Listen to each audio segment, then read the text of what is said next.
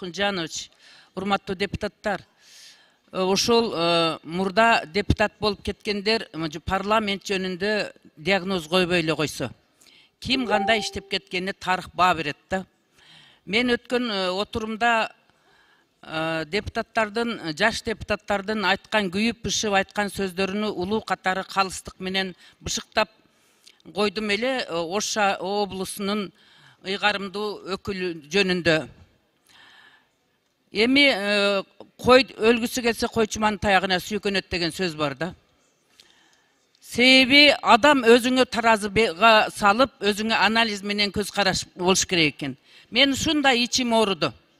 Бул Зиядин Исламовичти губернатор болгондо мен куттуктап да барган эмесмин, учурашып сырдашкан да эмесмин, бир нерсени суранган да эмесмин.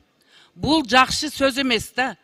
Анан отуруп алып бир жылдап интервью бербеген журналисттерди чакырып алып, чын деген чычалатат ошондой. Чындык ачуу болот. Андан көрөктү уун чукпай пысып отуруп, мыйзам чегинде иреттешип такташып алса болмок. Мамлекеттик кызматта отургандан кийин жаш бала эмес ал киши, сереңетип чыга калгыдай.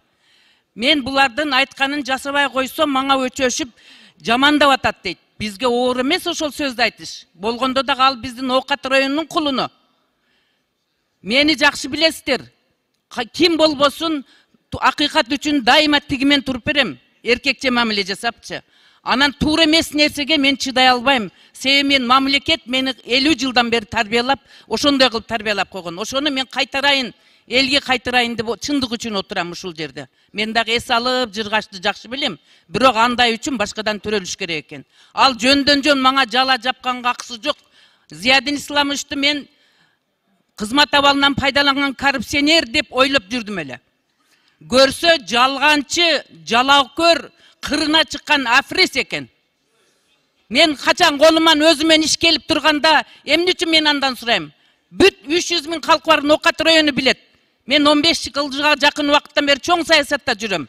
Мен Оокаттан 1 сантиметр жер сураган жерим жок. Бир кароолчу коюп кой деп суранган жерим жок. Эмне үчүн антип жала жабат? Бул деген болбогон нерсе да.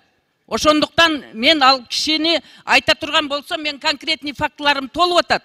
Бирок мен андай акмакчылыкка барбаймын. Андан көрө наразы болсок, кайсы депутатка наразы болсо, мыйзам чегинде чечишип алсын. Бул деген президентти саботаж кылып атат. Президентти уят кылып атат, ишенип койгон жерде. Антип жетекчи болбойт, биз өмүр бою мамлекеттик кызматты иштеп келатабыз. Мамлекеттик кызматтын этикасы бар. Жекече өзүнүн тарынчын